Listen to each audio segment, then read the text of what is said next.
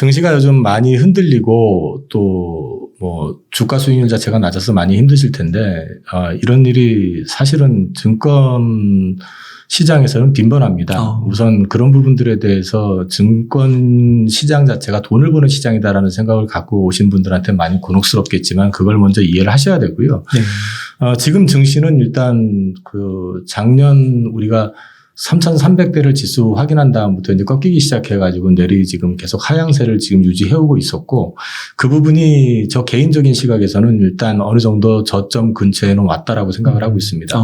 근데 문제는 저점 근처라고 말씀을 드렸지 아직 저점이 완전히 확인됐다고 생각은 안 하고 있고요.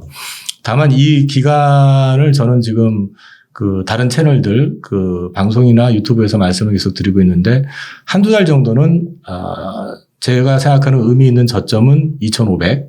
그 다음에 그 외에 그거보다 좀 윗단에서 2,560선 정도가 상당히 의미가 있는 저점이다라는 점에서 지수 추가 급락 가능성은 많지 않지만 그 등락 가운데서 보면은 이제 그 개별 종목들이 좀 많이 빠지고 대형주들은 크게 안 빠지는 그러다 보니까 이제 개별 종목에 들어가 계신 분들이 많이 힘든 그런 상황이 이제 좀 반복될 가능성이 좀 높은 장이다. 그러나 그 시간 이제 힘든 시간 그렇게 길게 남지 않았다라고까지만 말씀을 드리겠습니다. 네. 그러면 지금 지수단에서 뭐 많이 해봤자 한 플러스 마이너스 5% 정도. 일단 지금 단기적으로 저는 이제 7월 전후에서 증시가 반등을 시작할 거라고 보고 있기 때문에 뭐 기간도 이제 그동안 고생한 기간에 비하면 이제 얼마 안 남았고 그다음에 또 그 폭 자체도 맥시멈 2,500 정도 지금 보고 있기 때문에 그럼에도 불구하고 또 2,560이 의미 있다고 말씀을 드렸으니까 지금 지수대가 2,630이니까 그렇게 길지는 않잖아요. 그러니까 너무 내팽개치지 마시고 지금부터 좀 공부를 하시면서 고민을 시작하셔야 될 때라고 생각을 해요. 그 대형주랑 개별 종목을 좀 구분해서 말씀해 주셨는데 개별 종목이라고 하면 좀 중소형주를 말씀하시는 건가요? 그게 참 제가 이제 아까 말씀드린 것처럼 이무기다 보니까 좀 헷갈려요, 저도. 근데 뭐냐면은 제가 증권회사 입사해가지고 초창기 때는 대형주, 중소형주 구분하는 건 자산 총액으로 구분을 했었거든요. 그러니까 저는 제 머릿속에 아직도 그게 지금 각인이 돼 있어요. 그렇게 이렇게 말씀을 드리는데 사실 코스닥 기업에 가서 보면 시가총액 상위 주식들이 저게 대형주냐? 대형주라는 거는 곧 그 큰 회사를 얘기하는데 좀 헷갈릴 때가 있거든요. 뭐 바이오 같은 경우는 특히나 그렇고. 그래서 좀 구분을 다시 하면은, 코스닥으로 구분을 해야 되는데 코스피에서는 여러 가지가 많으니까 코스피에서는 수출 관련 대형 우량주 쪽을 보시는 게 맞다고 말씀드리고 있고요. 코스닥에서는 지금 제가 계속해서 이제 말씀을 드리고 있는 게 반도체 쪽의 소부장. 그런데 이제 소부장에서 장비 쪽 섹터 같은 경우는 이제 반도체 수급 이슈라든지 그 평택 P3 라인 그 완공 시점이라든지 이런 게 조금 딜레이가 되고 있기 때문에 조금 슬로우한 것 같고요. 그쪽보다는 소재하고 부품 쪽에서 좀 보시는 게 좋을 것 같고, 그 다음에 이제 5G 쪽에서 좀 속도가 좀 빠른 쪽 몇 개가 있습니다. 종목들이 그런 쪽을 좀 체크해 보시고, 제가 고민을 하고 있습니다만 조심스럽게 바이오 섹터도 이번엔 좀 가능성이 있다라고 말씀을 드리고 있습니다. 네. 그 말씀 중에 그 7월 반등을 예상하신다고 하셨는데요. 혹시 그 근거가 좀 있으실까요? 일단 저는 증시의 터닝 트리거는 첫 번째는 환율이라고 말씀을 드리고 있고요. 두 번째는 인플레 정점을 확인할 가능성에 대한 부분. 세 번째가 이제 기업의 실적. 마지막으로 연준이 빅스텝을 마무리하는 시점이 7월이라고 저는 보고 있기 때문에 이제 그 이후에 베이비 스텝으로 전환하게 될 경우에는 이제 그 강도가 조금 완화되는 그런 모습을 좀 보일 수 있다. 그래서 이제 제가 7월 달을 좀 잡고 있는데. 그러면 그때 반등을 할 때는 조금 이제 환율도 그렇게 된다고 하면은 조금 수출 대형주 위주로. 그러니까 제가 이제 앞서 말씀드린 것처럼, 이제 반등해서 거래소 같은 경우는 수출 대형 우량주. 그쪽을 좀 보시는 게 좋다. 좋고. 이제 코스닥에서는. 아까 말씀드렸던 것처럼 이제 반도체 쪽에서 투자가 지금 엄청나잖아요. 삼성, 하이닉스, 그다음에 뭐 인텔, TSMC까지 그 사이클에 들어섰기 때문에 사실은 소부장이 맞는데 장비 쪽은 반도체 쪽 쇼티지 그 문제 때문에 장비가 지금 제대로 만들어지지 못하고 있고 또 평택 P3 라인이 좀 공사가 조금 딜레이 되는 부분이 있기 때문에 그쪽보다는 좀 소재 부품 쪽에서 좀 저렴한 것들 실적 좋아지는 것들 찾아보시는 거 좋을 것 같고요. 그 바이오를 언급해 주셨는데 바이오가 좀 어떤 그러니까 지금 바이오가 너무 많이 떨어져가지고 네네. 좀 그런데 바이오는 첫 번째는 이제 빈집이라는 거. 그 얘기는 올해 우리나라 같은 경우는 바이오에 정말 초대형 악재들이 연달아 틀어졌잖아요. 뭐 대규모 횡령부터 분식회계 또 뭐 상폐 이슈. 네. 여러 가지가 터졌는데 그러다 보니까 사실은 제가 출연하는 방송에서도 앵커님이 제가 바이오 였기를 했더니 그래도 바이오는 안 보고 싶네요. 라는 얘기를 할 때 그거는 이제 역으로 뒤집어 놓고 말씀드리면 시장의 센티가 그만큼 바닥이라는 얘기기도 하고요. 네. 그랬기 때문에 실제 내용이 되고 가치가 있는 회사들조차도 이게 실적이 안 나온다고 해서 가치가 없는 건 아니거든요. 그러니까 기술에 대한 검증, 그 다음에 어떤 진척 사항 같은 거 있잖아요. 특정 섹터에서의 어떤 시장 지배력 이런 것들을 다 감안해 봤을 때 충분히 가치가 있는 회사인데도 불구하고 지금 주가가 좀 나락같이 굴러떨어져 가지고 헤매고 있는 회사들이 생각보다 많다. 그래서 이제 바이오 섹터를 제가 좀 얘기를 계속 하고 다녔고. 저도 계속해서 바이오 섹터는 조금씩 늘리고 있습니다. 그러세요. 네. 그럼 바이오에서도 조금 큰 거 위주로 우선 봐도 무난할까요? 저는 사실은 이제 시가총액으로 기준해서 이제 큰 거 이런 개념보다는요, 신약 개발 업체들 같은 경우는 좀 확실한 근거가 있다라는 건 이제 라이센스 아웃 경험, 그 다음에 최근에 임상 업데이트된 내용들 이런 걸 좀 감안을 해서 보실 필요가 있고, 그 다음에 이제 저는 그 의료기기 쪽에서도 생각보다 굉장히 괜찮은 회사들이 많습니다. 네. 물론 이제 코로나 팬데믹 이후에 리오프닝 얘기하면서 이제 피부 관련된 주가들은 다 급등했다 이제 다시 빠져 있긴 한데 그거 외에도 사실은 이제 괜찮은 바이오 섹터 종목들이 좀 많고요. 이따가 제가 몇 종목들 이름만 좀 코멘트를 좀 해드릴게요. 네. 그거 사실한 얘기는 아니고 한번 보시라는 측면에서. 그러고 이제 우리가 셀트리온이나 삼성바이오로직스 같은 경우 이제 소위 말해서 CMO, 바이오 시밀라 이런 쪽으로 이제 글로벌 기업이 됐잖아요. 마찬가지로 또 비슷한 개념에서 보면 뭐 RNA 쪽 그 원료 그쪽으로 해가지고 또 글로벌 점유율을 높이고 있는 지금 당장에는 사실 밸류로 보면 터무니없지만 앞으로 충분히 가능성이 있는 그런 회사들이 좀 있습니다. 네. 그러면은 요즘에 방송을 많이 보면은 막 경기 침체를 갖고 많이 이렇게 논란이 많으시더라고요. 예. 그러면 7월 반등이라고 하면은 경기 침체의 가능성을 좀 낮게 보시는 건가요? 저는 이제 반등이라고 말씀을 드렸던 게 이게 상승으로 시작이 돼서 지금 3,000을 넘어간다 이런 얘기는 아니거든요. 네. 말 그대로 그동안에 기간 낙폭도 있고 그 다음에 환경적으로 봤을 때 원화가 또 계속해서 약세를 강하게 보이다가 이제 원화 강세로 좀 터닝한 타이밍도 있었고 그리고 이제 제가 수출 관련 우량주를 말씀드렸던 것도 환율 1,300원 근처에서의 국내 수출 대형 우량주 같은 경우는 네. 실적이 대박이 날 수밖에 없습니다. 제가 지금 이제 기억하고 있는 회사 한 군데만 말씀드리면 기아 같은 경우는 네. 환율이 100원이 올라가잖아요. 네. 그럼 영업이익이 1조 2천억이 늘어납니다. 그렇게 많이 늘어나요? 그렇기 때문에 그게 기아만의 문제는 아닐 거다 말씀을 드리는 거고요. 그래서 수출 관련 대형주 쪽에서도 제가 종목들을 몇 개 이따 시간이 되면은 소팅해가지고 제가 보고 있는 것들을 말씀을 드리겠습니다. 네. 감사합니다. 그러면은 상단이 좀 3,300까지는 아니더라도 뭐 한 3,000 정도 너무 구체적인가요? 아니요. 네. 제가 코스피 월봉 차트를 가지고 좀 말씀을 드리려고 네. 준비를 했는데요. 네. 이걸 가지고 제가 종합적으로 좀 말씀을 좀 드리겠습니다. 코스피 월봉인데요. 이걸 잠깐 보시면은 제가 이걸 왜 띄워놨냐면은 우선 지금 직전에 코로나 팬데믹하고 내용은 좀 다르지만 가장 비슷하게 치유 방식, 처방전이라고 해야 되나요? 연준의 처방전 그리고 이제 글로벌하게 움직였던 이런 내용들이 유사했던 게 2008년 금융위기 때하고 비슷하기 때문에 띄워놨고요.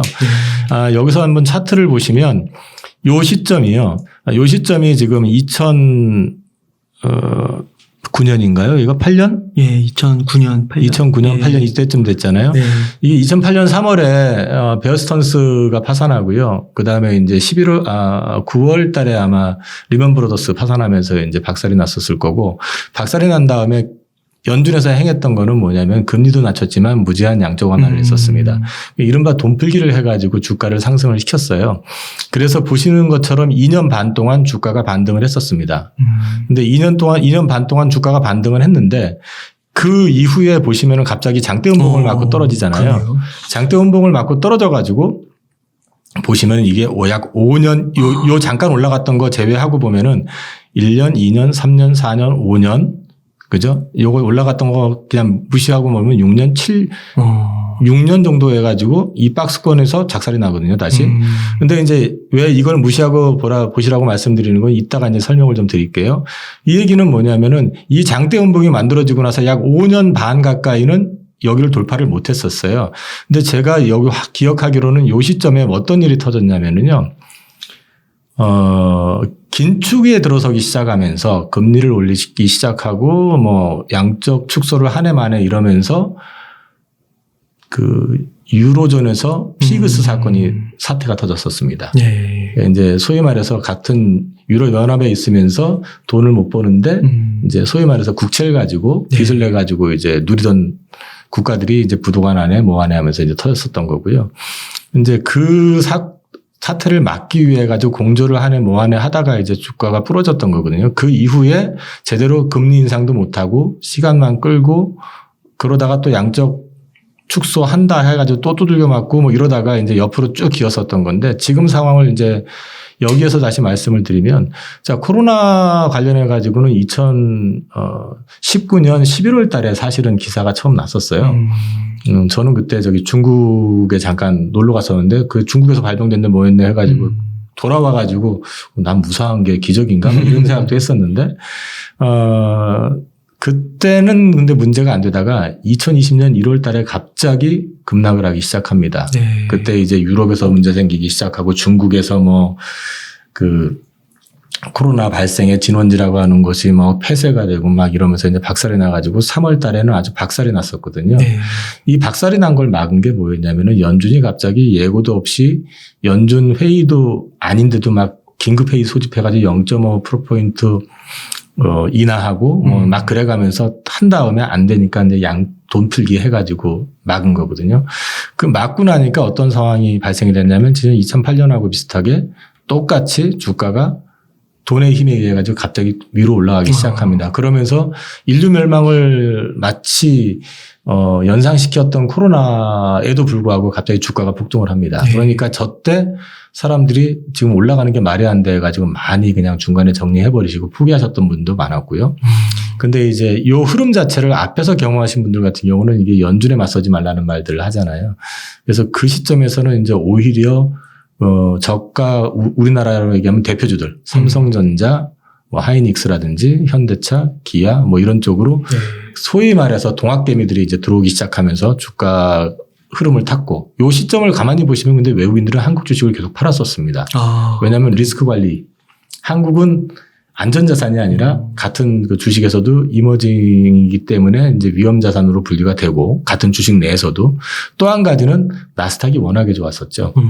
미국이 돈을 풀면서 미국이 주도해버리고 그다음에 소위 말해서 비대면 뭐 이런 것들 나오니까 미국의 빅테크들이 그쪽에 또 특화되어 있는 기업들이 많다 보니까 그쪽으로 돈들이 쏠려버린 거죠. 그래서 한국에서는 사실은 이제 동학개미들이 주가를 계속 받쳐가면서 올렸고 올라가는 거를 외국인들은 계속 팔았었던 거죠.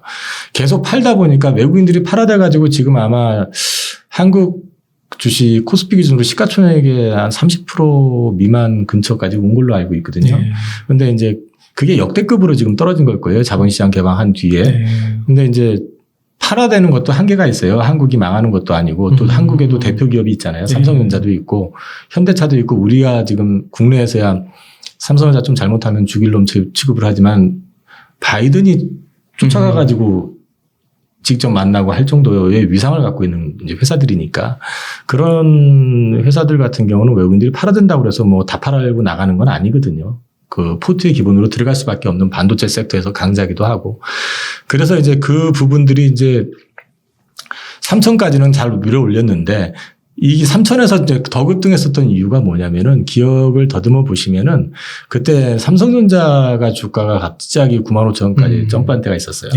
그리고 또 그때 뭐가 나왔었냐면 공교롭게 애플카 얘기가 나오면서 우리나라의 현대차, 기아가 같이 파트너가 될 거다 뭐 이러면서 갑자기 저도 제 기억에 현대차 상한가 가는 거 거의 못 봤었는데 그때 30%로 바뀌고선 처음 봤던 것 같은데 상한가 막 가고 그랬던 것 같아요.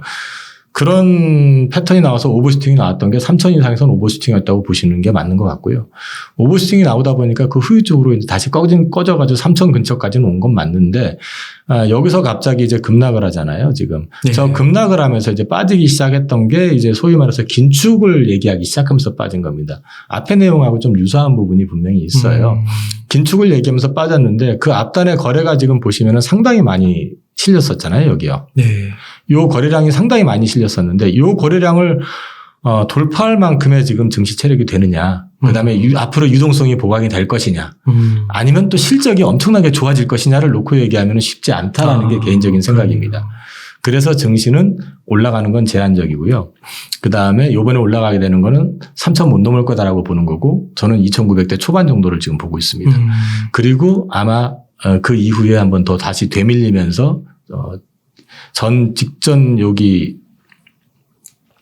요 고점, 요선 연장해가지고 여기 테스트를 한 번 더 할 가능성이 있다라고 보고요.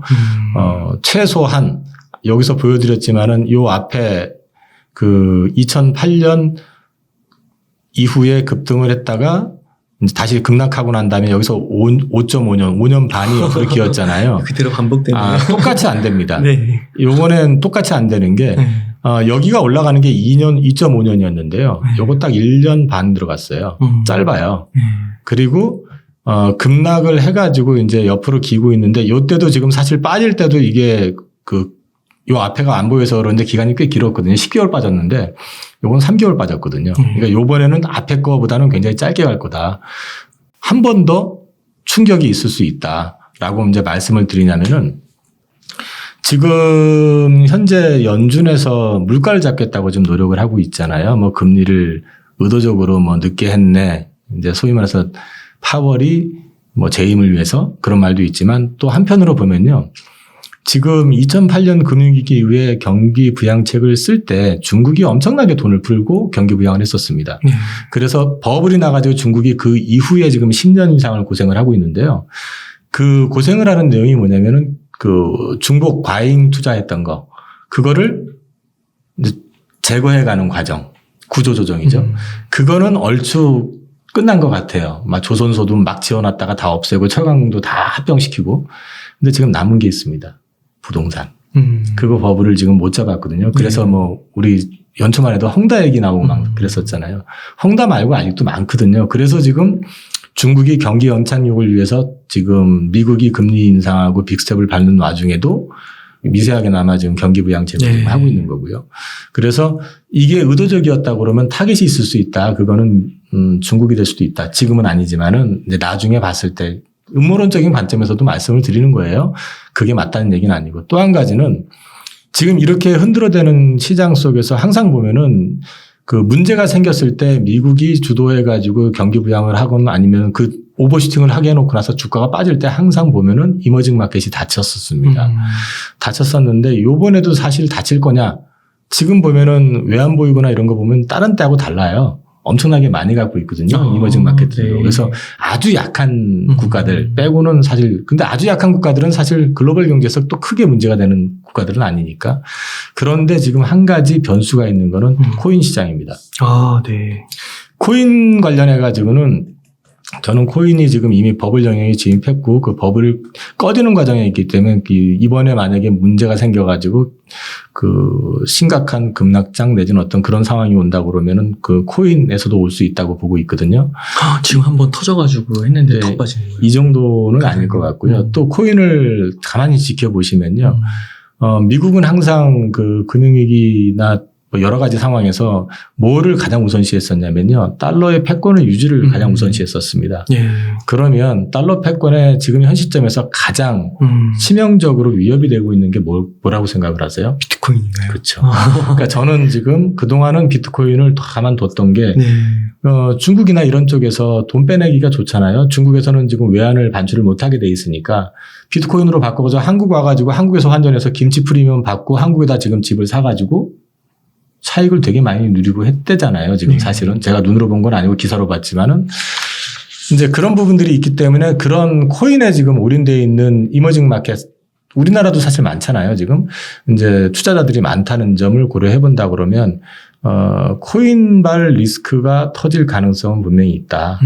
그게 의도된 것이든 아니든 간에 그 가능성도 분명히 있다고 보고 있고, 그 시점을 저는 언제쯤으로 보고 있냐면은 이르면 내년 하반기 내지는 24년이 아닐까.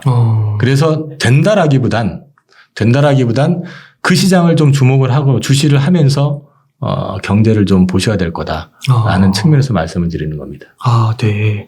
와, 그러면은 이게 증시적으로 봤을 때는 3천을 좀 넘지 못하는 선에서 한동안 박스권을 좀 예상하시는 거예요? 네네. 네. 그러면 혹시 미국 기업, 미국 증시도 네. 비슷한 흐름이 이어질 걸까요? 이렇게 더 올라가지 못하고 정고점을 뚫지 못하고. 미국 역시 정고점은 죄송한 얘기인데 어려울 거라고 보고요.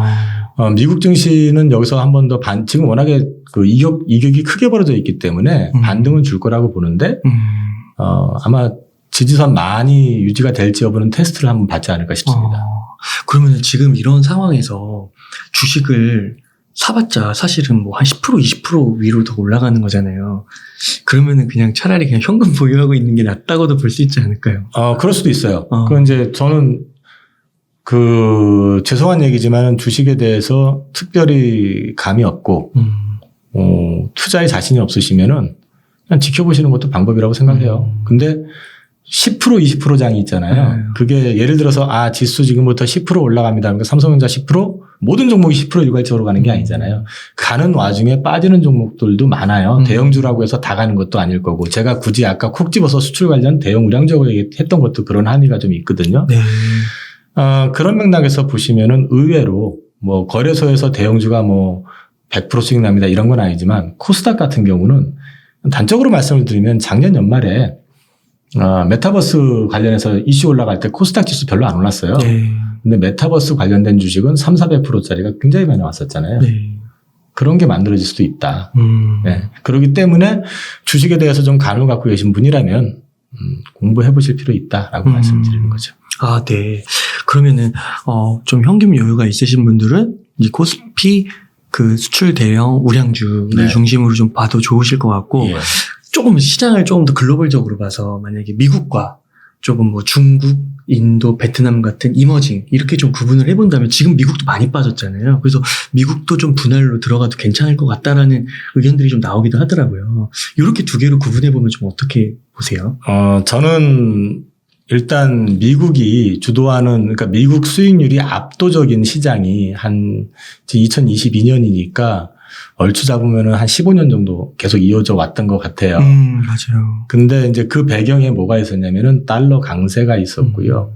그 다음에 항상 보면은 이제 그 중간중간 이벤트들이 많았잖아요. 그게 이제 첫 번째 이벤트는, 금융위기 터지고 나서 양적 완화 하니까 사고는 자기네들이 쳐놓고 나서 지네들이 돈 찍어서 풀어내니까 달러가 급등해보고 아무 짓도 안 했는데, 원화 같은 경우는 갑자기 막 급락해가지고 막 그때 또 그 통화수합 해달라고 그 당시 재경부 총리하고 뭐 한국은행장이 뉴욕까지 날아가가지고 대기하고 있다. 서로 자기가 뭐 통화수합 했냐고 쌈박질하고 막 그런 웃지 못할 해프닝도 있었는데,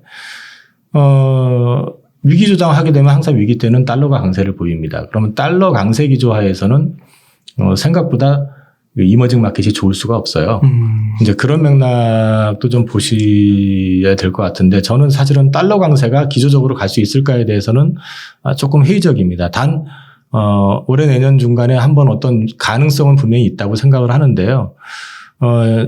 일단 저는 지금 생각하고 있는 거는, 방금 이제 미국, 그 다음에 이머징 이렇게 말씀을 하셨는데, 이머징 전체를 말씀드리긴 좀 어렵고 그냥 미국하고 한국을 놓고 제가 말씀을 좀 드릴게요. 아직까지는 한국이 이머징으로 분류가 돼 있으니까. 이게 지금 미국 나스닥 연봉입니다. 연봉인데요. 보시면은 2000년 기준으로 해가지고 2007년도, 8년도까지 보시면요. 별로 오른 게 없습니다. 왜 별로 오른 게 없다고 말씀을 드리냐면은, 보통 2001년도에 그 나스닥이 2474였었고요. 2007년도에 2429였었습니다. 이 중간에 보시면 툭 떨어졌다 이렇게 움직이고 하는 그런 게 있었는데요. 요 시점에서 우리나라 이제 코스피 연봉을 한번 보면요. 저기 세 번째 그 음봉 다음이 2001년인데요. 여기서 출발을 해가지고 2007년까지 올라간 게요. 503포인트에서 2085까지 올랐었습니다. 이때 이제 원화 강세가 나왔던 시기이기도 하고요. 그래서 원달러 환율 차트인데요. 보시면은 여기가 2000년입니다. 예. 여기 카드 사태 터져가지고 원화 약세 위로 올라가면 이제 원달러인데 이게 보시면은 여기가 이제 원화 금액이 나와 있잖아요. 위로 올라가면은 이제 뭐 1,300원, 400원, 500원 나가는 거니까 원화 약세 기반이 카드 사태 터지고 나서 이제 급등해가지고 이 난리 났다가 이제 그거 진정되면서부터 추세적으로 보시면은 원화 강세로 갔었죠. 이렇게. 그리고 나서 언제 끝이 나냐면 2008년 3월 달이 여기입니다. 그리고 어떤 일이 벌어졌습니까? 예, 저기 리먼 브러더스 박살 어쩌고 저쩌고 하면서 달러가 이제 급등하면서 원화가 약세로 갔었잖아요. 그리고 나서 이제 박스권 이렇게 등락이 됐었던 건데, 이번에는 사실은 이제 추세적으로 원화 강세 구간으로 좀 전환이 될 수도 있다라고 저는 보고 있기 때문에 네. 우리나라 시장이 미국 시장보다 상대적으로 더 좋을 것 같다. 이게 이제 환율 흐름을 제가 차트로 좀 만들어 가지고 좀 가져온 건데요. 지금 우리 이번에 1290원까지 갔었잖아요. 예. 거기가 지금 이 끝에 있는 여기 이 자리거든요. 예. 여기가 지금 1300원이고요.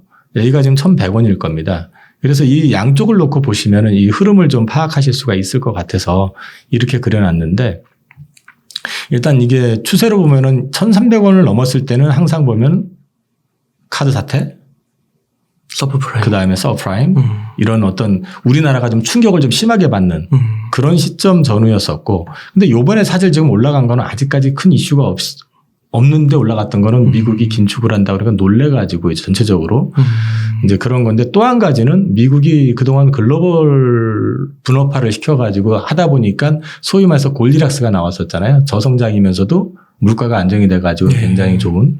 근데 이제는 중국을 제외하려고 지금 하고 있다 보니까 중국에서 그동안 그 디플레를 수출을 해가지고 인플레를 제어해 왔었는데 사실 그게 좀 쉽지 않아졌고, 그다음에 또 중국 역시도 그 임금이라든지 이런 게 많이 올랐기 때문에 과거와 같은 이제 디플레를 수출하기는 쉽지 않은 상황이고, 또 미국의 패권이 과거처럼 글로벌의 원탑으로서의 역할을 지금 다 하고 있느냐에 대해서도 지금 퀘스천이 많이 붙잖아요. 러시아를 망하게 하겠다고 했는데 오히려 지금 루블화가 또 엄청 강세를 보이고 있고, 그 러시아 석유 수입하지 말라고 아무리 협박을 해도 인도 꽃방귀도 안 끼고 저러고 있고, 그러니까 사실은 좀 복잡한 상황이 연계가 되고 있는데, 이 얘기는 현재는 지금 1,400원대에서 다시 이제 1,290에서 맞고 이제 다시 좀 밀리는 그런 패턴이긴 하지만, 내년 후반기 아니면 어느 시점에는 이런 것들이 인플레를 못 잡는다든지 변수가 많잖아요, 지금. 그 다음에 이제 그 긴축이 지금 경제 체력에 비해서 지금 사실 좀 급한 모습을 보일 수도 있고, 그러다 보면은 또 그 긴축으로 인해 가지고 어떤 문제가 생길 수 있냐면, 아까 코인 시장 말씀드렸지만 코인 시장이 금융권하고 연결이 안 돼 있지 않아요. 대출 받아가지고 코인을 들어간 거지, 지금 현금 가지고 현금 부자들이 코인 사는 사람들은 그렇게 많지 않거든요. 그러면은 결국 그게 또 금융 부실로 올 수도 있다는 거죠. 그래서 이제 그런 부분들이 연출이 되면은 저 환율이 지금 시간적으로 봐도 1,300원을 해봤던 기억이 좀 됐잖아요. 지금 사실 보면 근처까지 갔다 빠졌었지만, 근데 과거를 보면은 항상 우리는 이제 어떤 노이즈가 생겼을 때 저걸 돌파했던 기억이 있기 때문에 그런 것에 대한 대비도 좀 필요하다. 특히 우리나라 지금 가계부채가 계속 사상 최대치고 얘기를 하는데, 저는 그 가계부채가 건전한 가계부채만 있다고 생각을 안 하거든요. 말씀드렸던 그런 거.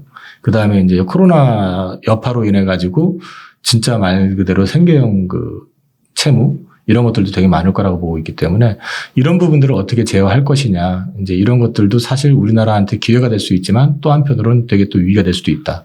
그런 것도 같이 보셔야 될 것 같습니다.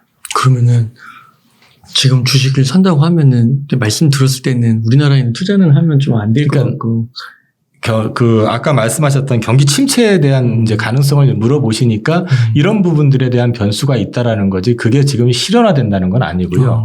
근데 우리나라 주식들이 그럼에도 불구하고 저는 나쁘지 않다고 생각을 하는 게, 과거에 앞서서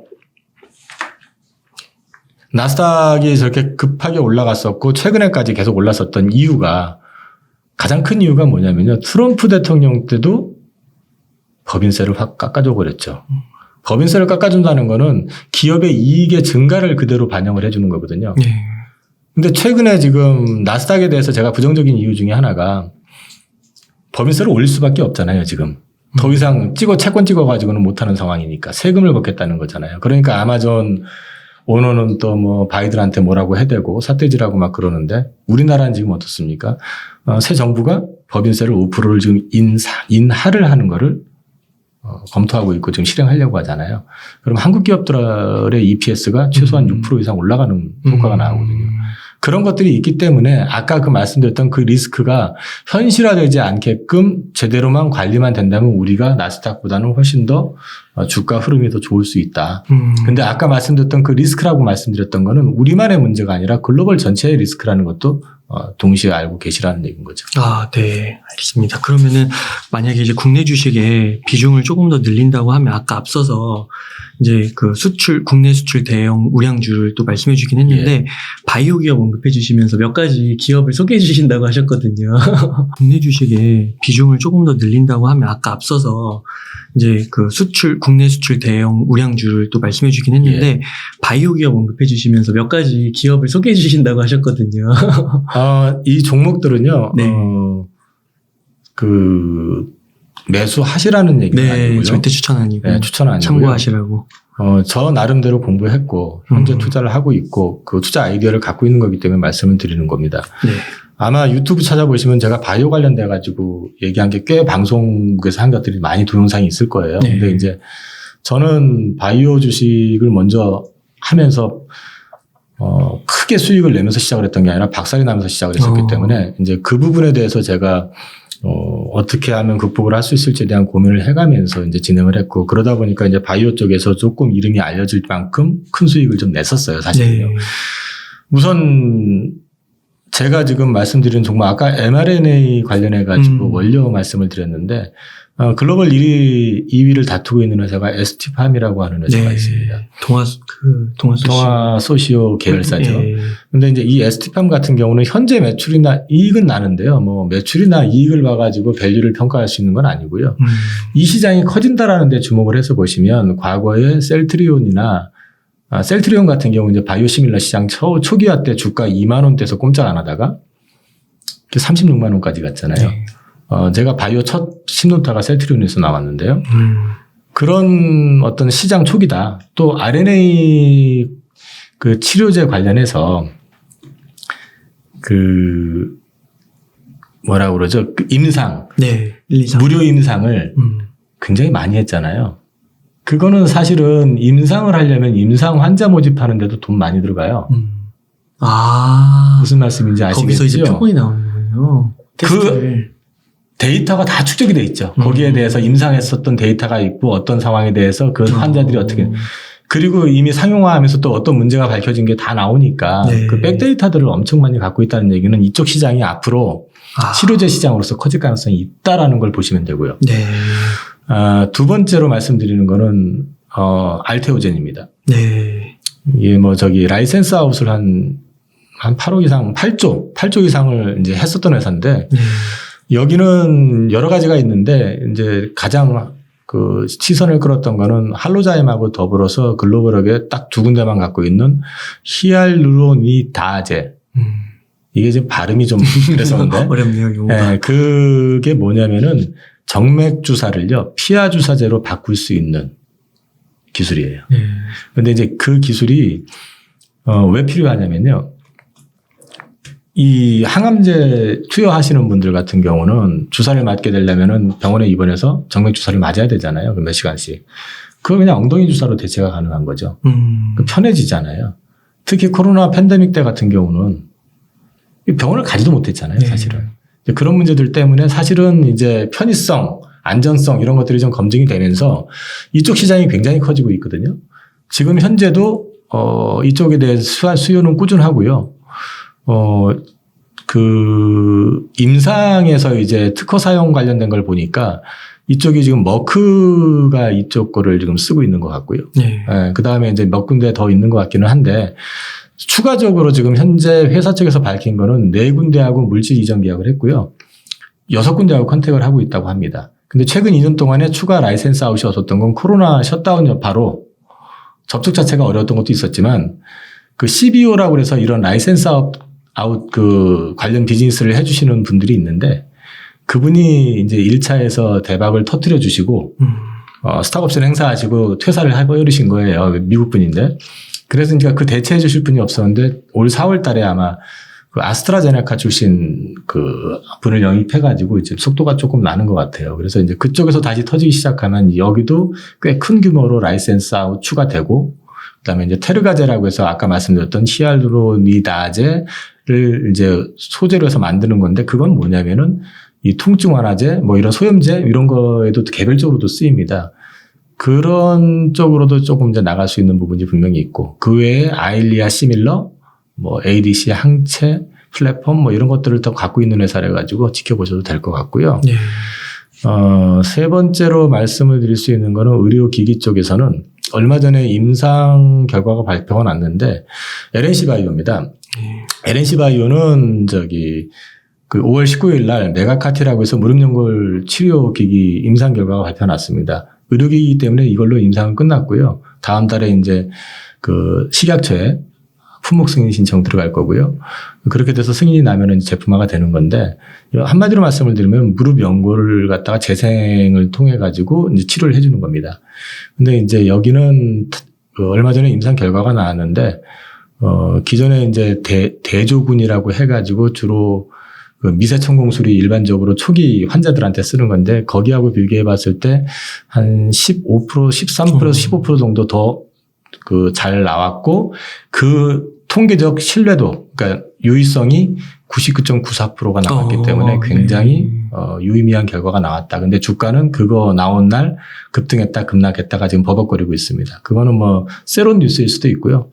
또 이제 통계적인 해석에 대해서 노이즈가 좀 있었어요. 그러니까 통계를 잘 모르시는 분들, 저도 이제 솔직히 통계를 잘하는 건 아닌데 어설프게 대학원에서 배운 게 있었기 때문에 내가 아는 선에서 제가 논문을 또 통계로 썼기 때문에 아는 선에서는 그게 아니라서 회사에다가 직접 확인해 본 내용이 있거든요. 그래서 그런 부분들 봐서는 유의성이 있다. 강점은 기존의 줄기세포 치료제나 줄기세포 치료제라든지 그 유전자 치료제 같은 것 가격 대비 한 절반값 정도 되고요. 그다음에 임상 치료하고 나서 수술하고 나서 정상 생활하는데 걸리는 시간이 일주일 정도로 다른 것 대비해서 한 반 이상 세이브가 된다는 게 있습니다. 좋습니다. 그래서 이거는 국내에서만 끝나는 게 아니라 이제 중국으로도 갈 거고 FDA에도 들어간다고 합니다. 하나만 더 이쪽 말씀드리면은 중국의 CICC라고 중국 최대 투자 회사입니다. 거기하고 합작 회사를 지금 중국에 세웠어요. 그래서 중국에 런칭을 할 거고요. 중국은 24년부터 매출이 나올 건데 메가덤이라고 그래가지고 피부 이식제를 하는데 그게 아마 중국에서 24년 기준에서 매출 3천억 이상 나올 거라고 얘기를 하고 있고 메가카티도 당연히 들어갈 겁니다. 이제 그런 측면에서 이 회사를 보셔도 좋고 그 다음에 네 번째인가요? 네. 이오플로우라고 있습니다. 네. 뭐 하는 회사냐면은 인슐린 패치제입니다. 그러니까 인슐린 투여제입니다. 보통 이제 당뇨병 환자들 같은 경우는 그 펜이나 주사제로 자기 이제 무릎이나 이런 데를 하루에 한 3-4번 찔러가지고 이제 인슐린을 이제 투여를 해야지 생활이 가능하신데 그 중에 1형 당뇨병자들 같은 경우는 자가적으로 인슐린 생성이 안 돼요. 그러니까 그분들은 항상 투여를 하셔야 돼요. 근데 이게 하루에 4번씩이 말이 쉽지 어렵잖아요. 네. 그리고 노출도 되고. 그런 부분이 있는데 이 제품은 글로벌에서 2번째로 만들었고요. 글로벌 1위는 인슐렛이라고 하는 미국 회사고요. 이 회사는 2번째로 만들었고 이거는 일주일에 2개 쓰면 됩니다. 붙여가지고 생활하는 거고요. 사이즈는 한 요 정도 됩니다. 요 정도에서 요 정도 됩니다. 근데 이제 2개면 되고요. 식약처에서는 승인 받았고 유럽 EMA 유럽 식약처에서 또 승인은 받았습니다. 이제 FDA 승인 신청 들어간다고 하고 있고요. 현재 5년 계약으로 해서 5년에 2,500억 정도 유럽, 동남아, 중동 쪽에서 이미 수주는 했습니다. 근데 지금 중요한 거는 아직까지 양산을 안 했잖아요. 그래서 이제 양산 테스트, 곤지암 공장에서 지금 한 700억 정도 들여가지고 공장을 만드는데 자동화, 거기서 테스트 중이고, 그거 되기 시작하면은 하반기부터 매출 나갈 거고, 올해는 작년에 매출 한 10억? 올해는 100억, 내년에 400억, 이제 후년에 700억, 뭐 이렇게 지금 예상을 하고 있습니다. 그리고 하나 더 말씀드리면 ABL 바이오가 있거든요. ABL 바이오는 그 이중항체 플랫폼 기업이고요. 이중항체라고 해서 여기는 그랩바디 B, 그랩바디 T, 그랩바디 I 해서 면역항암제, 그 다음에 그 BBB 셔틀이라고 그래가지고 뇌 질환, 뇌벽 투과하는 기술, 그리고 하나가 더 있는 게 I가 잘 생각이 갑자기 안 나는데 그게 세 가지가 있는데 그 중에서 이제 2개는 라이센스 아웃을 했어요. 초창기 때 그 미국에 있는 콤패스 테라피틱스라고 하는 회사에 한 4억 불 정도로 해가지고 그랩바디 T에서 이제 그 라이센스 아웃 한 게 있는데 그게 요번에 아스코에서 초록이 발표가 되는 것 같은데 담도암 이상 중간 발표에서 현재 기존의 경쟁 약물 대비 가장 획기적으로 나왔습니다. ORR이라는 게 이제 관해, 그러니까 암이 축소되거나 없어지는 그게 40% 넘게 나왔습니다. 그래서 이제 굉장히 좀 혁신적이다 해가지고 좀 기대감을 높이고 있고 그게 이제 이상 끝나고 라이센스 아웃이 되든 아니면 그 다음 단계 가면 당연히 거기서도 이제 마일스톤을 받고요. 올 1월 달 19일경에 그 사노피하고 1조 3천억짜리 그 그랩바디 B를 적용한 ABL301이라고 해서 파킨슨병 치료물질하고 이 플랫폼을 라이센스 아웃을 했습니다. 그래서 900억을 수령을 했고요. 3월 달에. 근데 이제 이 회사가 주가가 급등했다가 빠졌는데 그게 노이즈가 좀 있었어요. 계약금이 못 받는다. 계약이 가짜다. 계약이 깨졌다. 일상을 지내가 2억이 다 돼야 된다. 이런 얘기들이 있었는데 결론만 말씀드리면 1분기 보고서에 돈 들어와 있는 거 확인됐고요.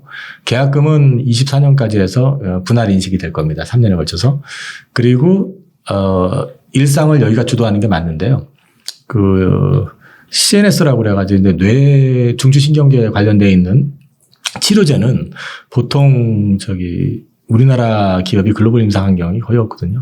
근데 이제 이쪽이 하게 된 그 베이스는 써노피하고 계약을 바로 해버린 게 아니고 1년여에 걸쳐가지고 커스터마이징을 해가면서 걔들 요구에 대응을 하면서 했었기 때문에 임상을 좀 빨리 가기 위한 측면이 있고 또 한 가지는, 여기 입장에서는 배우는 거고요. 임상 일상이 들어가게 되면은 540억 원이 마일스톤으로 들어옵니다. 그쪽에서 그 비용에서, 리포트를 보니까 나온 게 많이 들어가야 200억 안쪽이라고 하거든요. 그러면 그 비용 들여가지고 자기네들 임상 노하우 배우고, 그 다음에 그거 일상 끝나고 나면 이상 들어갈 때 또 마일스톤 또 받고, 그때부터는 사노피가 주도하는 거니까 그거 기대해 볼 수 있고, 아까 플랫폼이라고 말씀드렸잖아요. 그럼 뇌 질환 관련돼서 약을 개발하는 쪽은 누구하고도 그 플랫폼을 가지고 또 딜을 할 수가 있습니다. 그렇게 된다고 그러면은 이게 한 건으로 끝나는 게 아니라 여러 가지 건이 있을 것 같고 제가 회사에다 문의해 보니까 실제로 여러 업체들하고 컨택을 하고 있습니다. 제가 지금 기대하고 있는 거는 작년에 바이오젠이라고 해가지고 그 아두카누맙 성분을 가지고 아두헬름인가 알츠하이머병 관련한 걸로 기억을 하는데 그 치료제가 FDA에서 조건부 승인을 받았어요. 근데 그게 문제가 뭐냐면은 그 약물 효과가 입증이 덜 됐어요.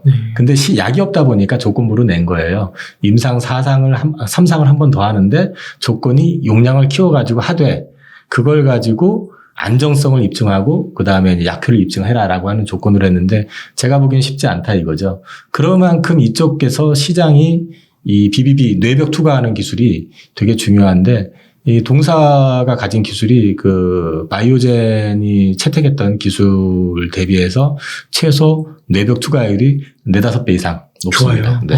그렇기 때문에 가능성이 저는 충분하다고 보고 있기 때문에 그런 부분에서 기대를 하고 있기 때문에 말씀을 드리는 거고요.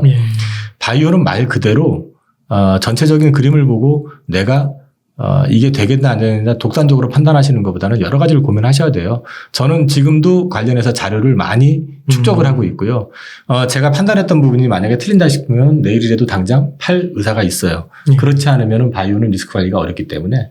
근데 지금 현재는 제가 요 종목들 정도는 충분히 가능성이 있다 싶어가지고 지금 말씀을 드렸습니다. 그 우리나라가 그 미래 먹거리 산업으로 반도체, 2차전지, 바이오 이렇게 좀 많이 본다고 하는데 네네. 우리나라 바이오가 좀 이렇게 어떻게 그 근거가 그 말씀해 주신 걸 들으면 굉장히 잘하고 있는 것처럼 들리네요. 생각보다요. 네. 우리나라 바이오를 좀 폄훼하잖아요. 네. 왜냐하면 그건 증권 시장의 문제입니다. 사실은 실패한 거, 외국에서 실패한 거 들여다 놓고 그거 가지고 뭐 임상을 다시 하네 어쩌네 해가지고 그거 가지고 붙여가지고 주가를 막 10배 올려놓고 어느 날 보니까 한 방에 날아가고 맞아요. 이런 것들도 수두룩했었고 그러니까 사실은 그거는 이제 증권시장에서 보여준 현상의 문제이긴 하지만 국내 바이오 기업들이 생각보다 여러 가지 측면에서 강자들이 많이 출연할 여건이 만들어졌다고 저는 생각을 해요. 그렇군요. 지금 당장에도 삼성바이오로직스 같은 경우는 CMO에서는 글로벌 1위예요. 네. 그 다음에 셀트리온 같은 경우는 요즘 주가 노이즈는 있지만, 주식에 대한 노이즈는 있지만은 셀트리온 같은 경우도 바이오시밀러 쪽에서는 어쨌든 글로벌 1위입니다. 네. 1, 2위를 다투고 있고요. 알테오젠 같은 경우도 세계에서 아까 말씀드렸던 그 히알루로니다제 기술, 그 이제 하이브로자임이라고 거기서 붙이는데 그 기술 전 세계에서 2군데밖에 없습니다. 개발한 데가. 인슐린 펌프 만든 회사도 아까 이오플로우, 그것도 인슐렛하고 그 2군데밖에 없어요. 그러니까 우리나라 기업체들이 조그만데 아직은 돈을 못 챙겼는데 아직 확 일어나지 못했는데 이 포텐셜을 가지고 가는 데가 많아요. 그래서 이제 그런 기업들이 분명히 사실은 한 번 정도는 대박이 날 수 있는.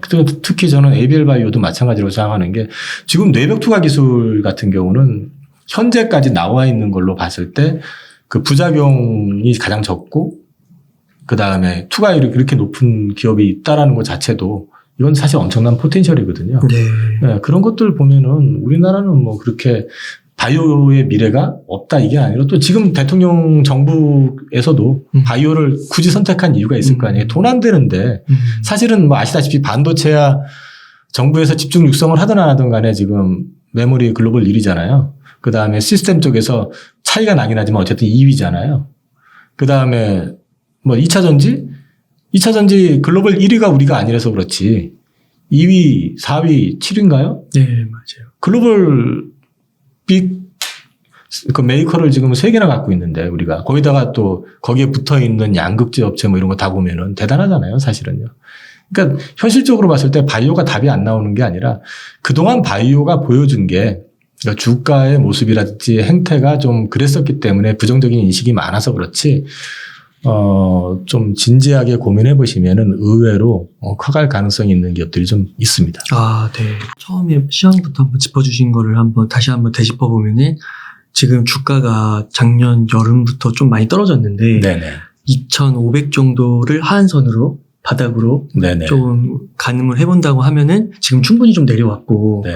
지금 이제 7월에 예를 들어 그 반등 시나리오가 그대로 좀 된다고 전제를 했을 때 조금 담을 주식이 그 대형 수출 우량주 하고 이제 거기에 조금 플러스로 바이오 기업을 언급해 주신 것이고 그다음에 이제 반도체 쪽에 소부장인데 네. 이제 장비 쪽은 그 장비에 들어가는 반도체 수급 그다음에 평택 P3 라인 이런 거에 좀 공사가 좀 지연된 영향으로 2분기까지는 어려울 것 같으니까 소재 부품 쪽에서 쪽으로. 좀 골라보셔도 좋다. 네, 그래서 네. 바이오 기업은 5개 언급해 주셨어요. ST팜, 알테오젠, 그리고 LNC 바이오, 이오플로우, ABL 바이오. 네네. 네, 요렇게.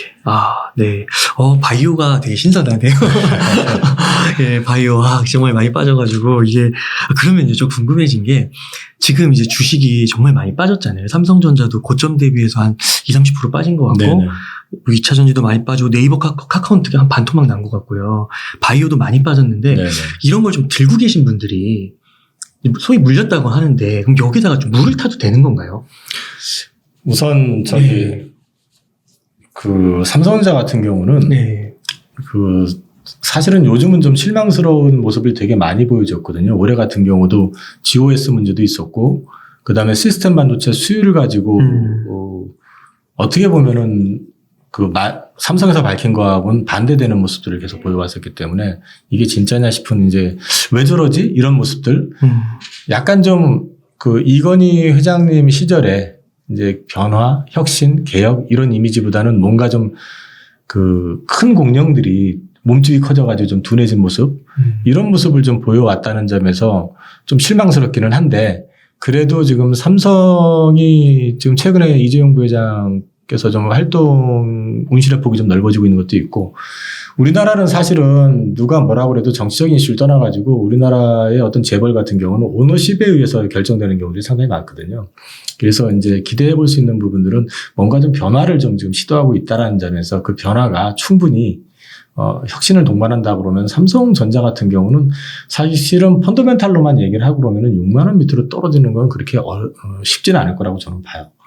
그래서 삼성전자 같은 경우는 사실은 뭐 그 9월에 파는 걸 전제로 해가지고 지금 아주 비싸게 사신 분들이 막 단가를 낮춰가지고 사놓고 나서 판다. 아마 그거는 원금 가지고 가기는 어려울 거고 이제 지금 사 모으시는 분들 같은 경우는 수익이 좀 날 거니까 그걸 감안해서 그때 지금 샀던 거는 좀 줄인다는 생각을 가지고 하신다면 그렇게 하시고 그 이후 장에서 다시 한번 되밀린다든지 조정을 받을 때 조금씩 사 모으시는 건 괜찮을 것 같고요.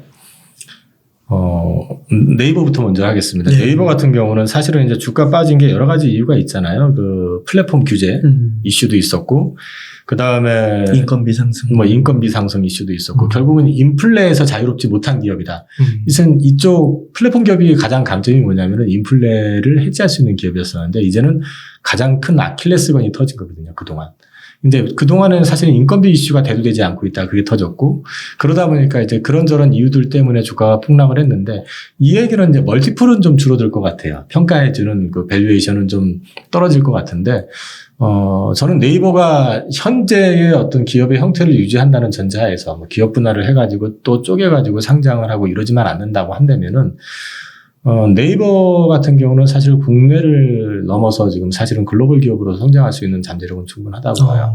그래서, 저점이 얼마다라고까지 말씀 못 드리겠지만 좀 멀티플은 좀 떨어질 거기 때문에 이전에 4, 50만 원을 생각하지 마시고, 주가는 좀 밸류에이션 떨어지는 거에 맞춰서 좀 밑을 보신다 하더라도 하단이 장이 급락하거나 어떤 경기 침체가 온다거나 그런 상황까지만 안 간다면은 하단이 여기서 그렇게 멀지는 않을 것 같아요.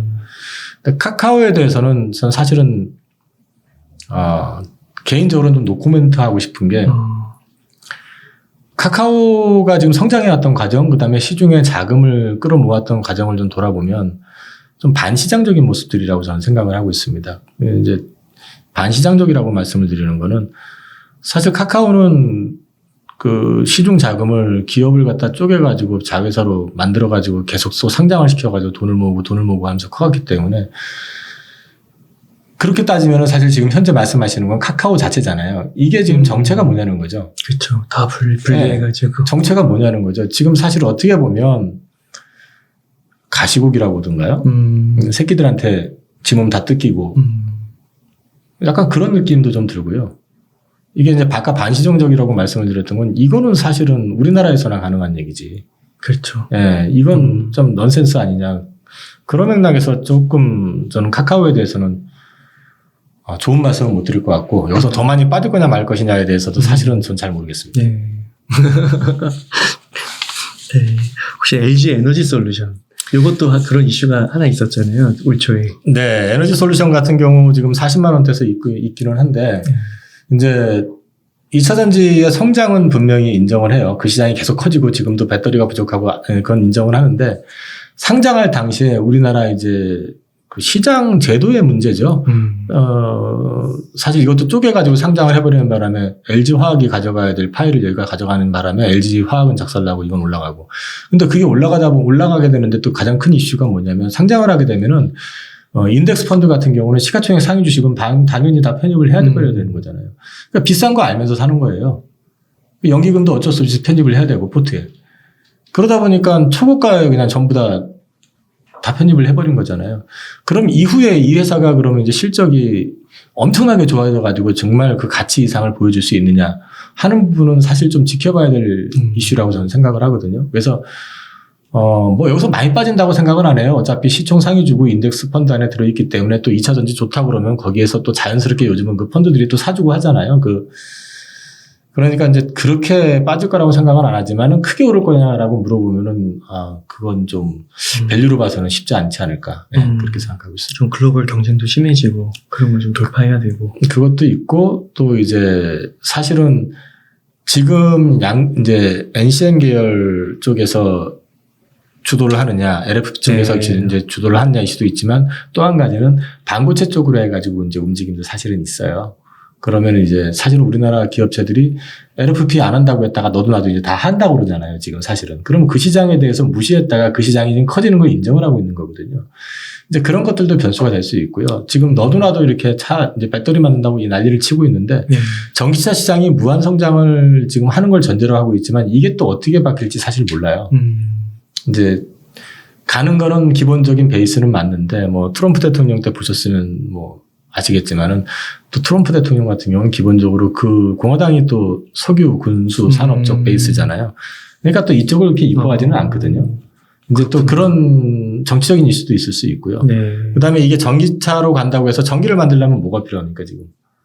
태양광, 풍력 가지고는 아직까지 택도 없어요. 여전히 석유가 필요하고 여전히 석탄이 필요하기 때문에 이게 지금 올라가는 건 좋은데 그 시점에 갔을 때 우리가 기대하고 있는 것만큼 계속 성장할지에 대한 부분은 또 지켜봐야 될 부분도 좀 있다. 네. 아, 네, 그렇군요.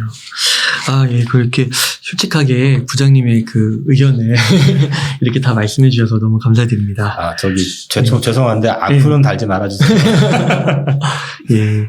아, 예, 부장님, 그럼 이렇게 해서 좀 전반적으로 질문을 좀 다 다뤄본 것 같은데요. 네. 혹시 뭐 지금 상황에서 시청자분들께 조금 하시고 싶으신 그런 말씀 있으실까요?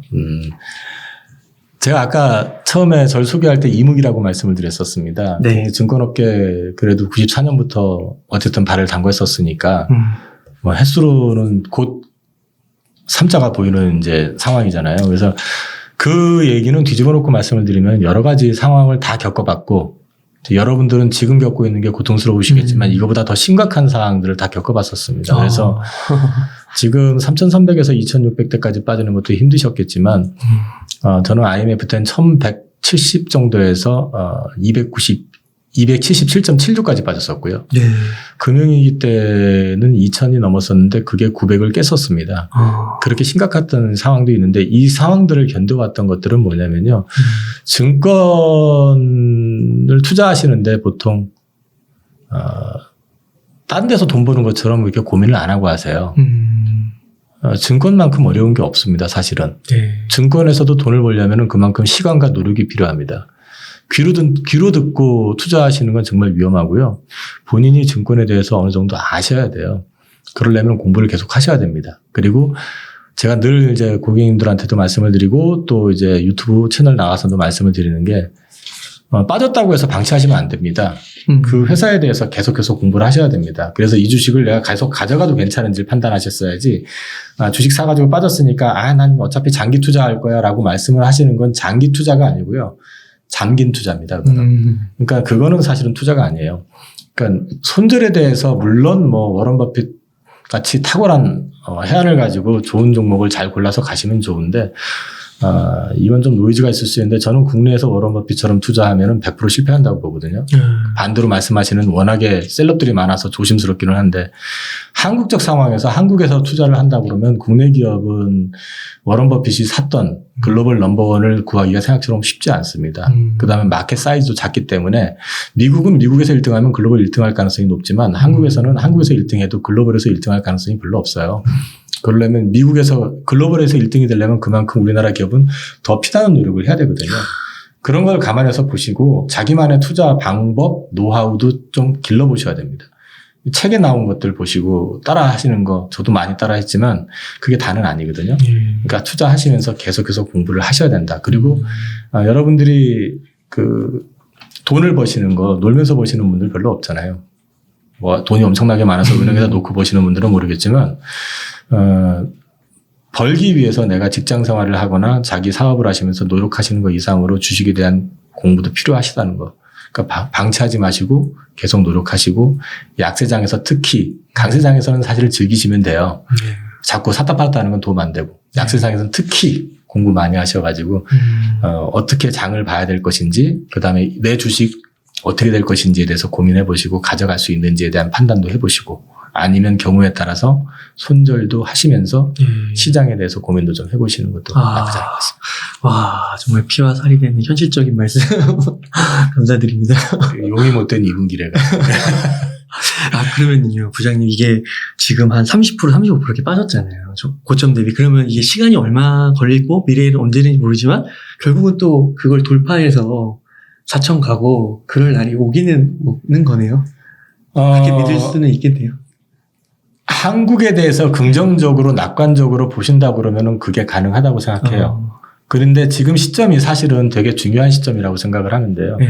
지금 현 정부가 친기업적이잖아요. 어쨌든 그 법인세도 5% 인하해주겠다. 그 다음에 뭐 정부가 지금 다 기업들 규제도 풀어주려고 그러고 플랫폼 규제하려고 했던 것도 다 이제 완화해주려고 그러고 한국 기업들한테는 분명히 기회가 될 수 있는 시점입니다. 근데 이게 거시적인 환경하고 맞닥뜨려야죠. 기업들이 아무리 잘해도 소용이 없어요. 우리나라 전체가 무너지게 되면 환율이 무너지면서 기업들이 백날 잘해도 주가는 자동적으로 외국인들은 팔고 나갈 수밖에 없어요. 그렇게 되면은 문제는 언젠간 오르겠지 하는 갖고 있는 사람들이 더 힘들어지는 상황일 수도 있죠. 그래서 저는 이번 정부가 경제를 운영하실 때 특히나 네. 지금 환경적으로 이렇게 쉽지 않은 상황에서 이제 맡으셨으니까 그런 부분들에서 좀 많이 고민을 좀 해주시면서 경제를 좀 운용을 해주셨으면 하고 그래서 선순환이 된다 그러면 사실 이번 정부에서도 4천 넘어갈 가능성도 저는 있다고 생각을 합니다. 근데 이제 그 부분에 대해서는 정부의 역할이 되게 중요한 만큼 좀 신중하게 잘 운영해 주셨으면 좋겠습니다. 네, 부장님 감사합니다. 그러면 부장님 오늘 한 인터뷰 한 이 정도에서 마무리해도 괜찮으실까요? 네, 괜찮습니다. 네, 이렇게 해서 하이투자증권 강북 WN의 이영훈 부장님을 모시고 이야기를 나눠봤습니다. 긴 시간 동안 유익한 인사이트 많이 나눠주셔서 감사의 말씀 드립니다. 오늘 고생 많으셨습니다. 네, 감사합니다.